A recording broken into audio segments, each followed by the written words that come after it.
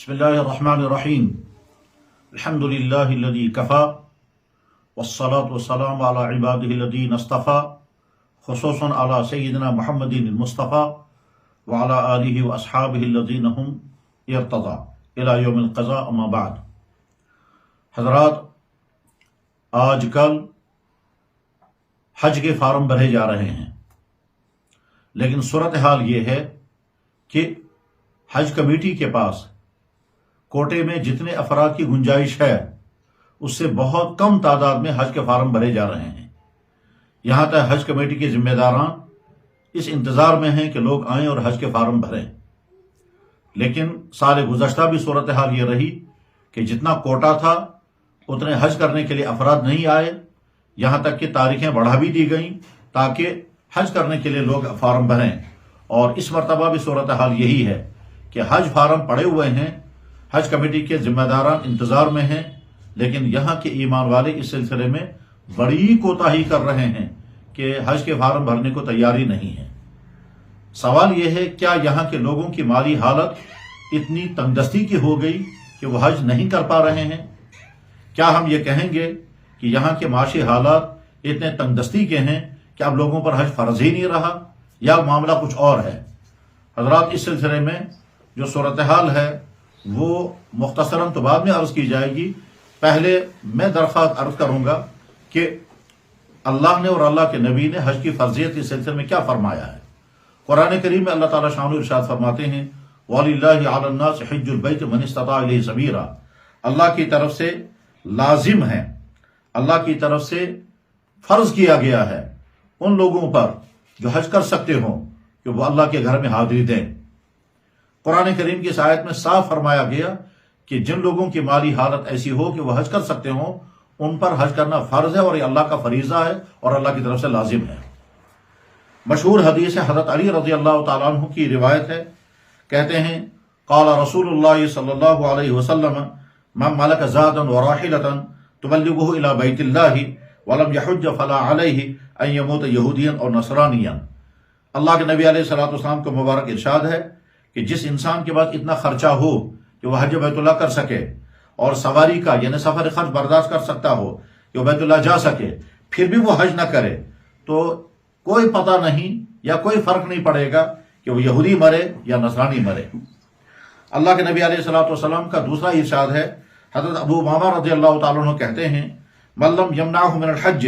حاجۃ ظاہرۃ او سلطان جائر، جس انسان کو حج کرنے سے کوئی رکاوٹ نہیں، نہ حکومت کی طرف سے، نہ راستوں کے پرخطر ہونے کی وجہ سے، اور نہ کوئی ظاہری مادی رکاوٹ تھی، اور پھر نہ کسی ایسی بیماری میں مبتلا تھا جس میں بیماری کی بنا پر وہ حج کرنے نہیں جا سکا، اس کے باوجود جب وہ حج نہیں کرے گا تو اللہ کے نبی علیہ السلام نے ارشاد فرمایا فَلْيَمُتْ إِنْ شَاءَ يَهُودِيًا أَوْ إِنْ شَاءَ نَصْرَانِيًا، چاہے وہ یہودی مرے چاہے وہ نصرانی مرے۔ ایک اور حدیث میں اللہ کے نبی علیہ الصلوۃ والسلام کا مبارک ارشاد ہے، اللہ تعالیٰ شانہ فرماتے ہیں اپنے بندے کو ان عبدا صححت لہ، میں نے اپنے بندے کو صحت عطا کی، ووسعت علیہ المعیشۃ، اور مالی اعتبار سے اس کو وسعت عطا کی، اس کے باوجود اگر وہ حج کرنے نہیں آیا تو وہ محروم ہے، یہ اللہ فرماتے اس بندے کے لیے وہ محروم ہے۔ اس کے علاوہ اور بہت ساری احادیث سے پتہ چلتا ہے کہ حج جو ہے وہ انتہائی لازمی فریضہ ہے۔ جن بھائیوں پر اللہ نے حج فرض کر دیا ہے وہ اگر حج ادا کیے بغیر اس دنیا سے چلے گئے تو گویا اللہ کے فریضہ چھوڑ کر کے وہ جا رہے ہیں، اور اس فریضے کی ادائیگی کی اب کوئی شکل نہیں ہے کیونکہ فریضہ چھوڑ کر کے جا رہے ہیں۔ ہم اپنے معاشرے پر جب نظر ڈالتے ہیں تو صورتحال یہ ہے کہ لوگ شادیوں پر لاکھوں روپے خرچ کر رہے ہیں، بیکار گھومنے، پکنک منانے اور ایکسکرشن کرنے پر ہزاروں لاکھوں روپے خرچ کر رہے ہیں، مہنگے ہوٹلوں میں جا کر کے ڈانس کرتے ہیں اور اس پر لاکھوں روپے برباد کر رہے ہیں، مکانات کی غیر ضروری تزئین و آرائش میں بے شمار دولتیں خرچ ہو رہی ہیں، غیر ضروری مشاغل میں، غیر ضروری چیزوں میں پیسہ بھی انتہا خرچ کیا جا رہا ہے۔ اس کے بعد ہم کیسے کہہ سکتے ہیں کہ لوگوں پر حج فرض نہیں رہا؟ صورتحال یہ ہے، بے شمار انسانوں پر حج فرض ہے مگر ان کو دھیان ہی نہیں ہے، خیال ہی نہیں ہے، فکر ہی نہیں ہے کہ ہم یہ فریضہ ادا کریں۔ اس میں مردوں کے ساتھ خواتین بھی ہیں، بے شمار خواتین ہیں جن کے پاس اتنے زیورات، اتنا گولڈ اور اتنے رقمیں ہوتی ہیں کہ ان پر لازماً حج فرض ہے، مگر نہ ان کو اپنے حج کی ادائیگی کی فکر ہے، اور نہ ان کے ہسبینڈوں کو، نہ ان کے والدین کو، نہ ان کے بیٹوں کو حج کی ادائیگی کی فرض ہے۔ بے شمار انسان حج فرض ہونے کے باوجود ادا نہیں کر سکے اور وہ دنیا سے چلے گئے، اور ان کا وہ فریضہ ان کے ذمہ باقی ہے۔ ان کی اولادیں ان کے ایصال ثواب کے لیے غیر شرعی طریقے پر لاکھوں روپے خرچ کرنے کو تیار ہو جاتے ہیں، لیکن ان کا وہ فریضہ جو حج کا فریضہ ہے اس کو ادا کرنے کے لیے تیار نہیں، اور فکر بھی نہیں ہے۔ اس صورتحال میں بڑی دردمندی کے ساتھ یہ درخواست کی جا رہی ہے۔ آج کل حج کے فارم بھرے جا رہے ہیں، اس لیے ہر انسان جن تک یہ آواز پہنچے وہ یہ دیکھے کہ اس کی مالی حالت ایسی ہے جس پر حج فرض ہو چکا ہے۔ اگر حج فرض ہو چکا ہے اس کے بعد پھر دیر کرنے کی ہرگز گنجائش نہیں ہے، اب اس فریضے کو ادا کریں۔ اور اگر کوئی شخص رکاوٹ کے بغیر حج کے فریضے کو ادا کرنے کے لیے تیار نہیں ہے تو اللہ کے نبی علیہ السلام ارشاد فرما رہے ہیں، مجھے کوئی پرواہ نہیں کہ وہ یہودی مرے گا یا نصرانی مرے گا۔ بے شمار وہ لوگ کہ جو دولتیں جمع کیے ہوئے ہیں اور شادیوں کے انتظار میں ہیں، عیاشوں میں پیسہ اڑانے کے انتظار میں ہیں، اور یا پھر مہنگی بیماریوں میں مبتلا ہو کر کے لاکھوں روپے ان بیماریوں پر خرچ کرنے کے انتظار میں ہیں، اس سے پہلے بہتر ہے کہ وہ فریضہ ادا کریں جو فریضہ اللہ نے ان پر لازم کیا ہے۔ حضرات، جن لوگوں پر حج فرض ہے وہ اس حج کی ادائیگی کی فکر کریں، اور حج کی فرضیت کا اندازہ کیسے ہوگا؟ آپ دیکھ لیں آپ کی مالی گنجائش کتنی ہے، پھر کسی مقامی عالم سے جو واقعتاً مستند عالم ہو ان سے پوچھیں کہ میری مالی حالت یہ ہے کہ مجھ پر حج فرض ہو چکا ہے یا نہیں۔ جب آپ کو معلوم ہو جائے گا حج فرض ہو چکا، اور یقیناً ہوگا، 5-7 لاکھ روپے جس انسان کے پاس موجود ہے اس پر حج فرض ہو جاتا ہے، چاہے وہ جی پی فنڈ میں ہو، چاہے دکان میں ہو، چاہے مکان کی تعمیر کے لیے ہو، چاہے شادیوں کے لیے رکھا گیا ہو، اس پر حج فرض ہو جاتا ہے۔ تو جن بھائیوں پر حج فرض ہے وہ اولین فرصت میں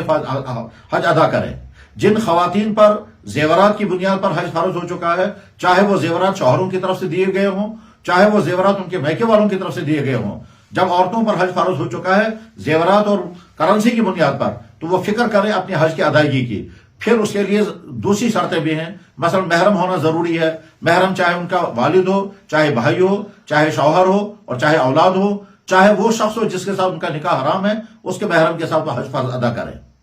جن لوگوں پر حج فرض ہے وہ بیماری کی وجہ سے حج ادا نہیں کر سکتے، وہ اپنی طرف سے حج بدل کروائیں، اور حج بدل کرانے پر بہت زیادہ اجر ہوتا ہے۔ بلکہ اگر کسی کی وفات ہو گئی اور اولاد جانتے ہیں کہ ہمارے والد پر حج فرض تھا،